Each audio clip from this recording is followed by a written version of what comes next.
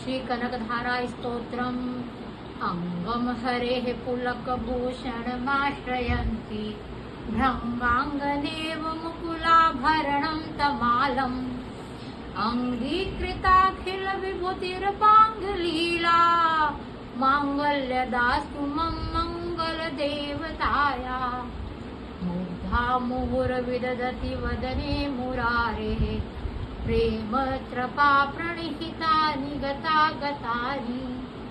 मालाद्रशोर्मधुकरीमहोत्पलेया सा मे श्रियं दिशतु सागरसम्भवाया विश्वामरेन्द्रपदविभ्रमदानन्द क्ष्मानन्द हेतुरधिकं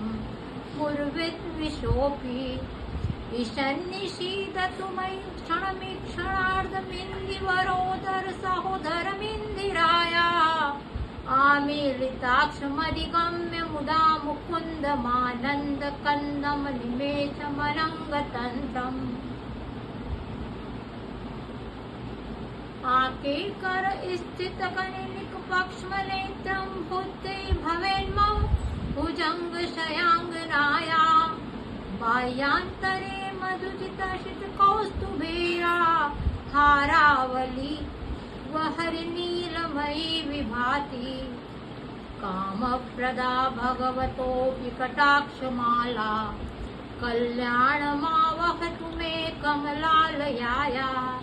कालाम्बुदालुललितो रसिकेटभारेर्धाराधरे स्फुरति या तडिदङ्गनेव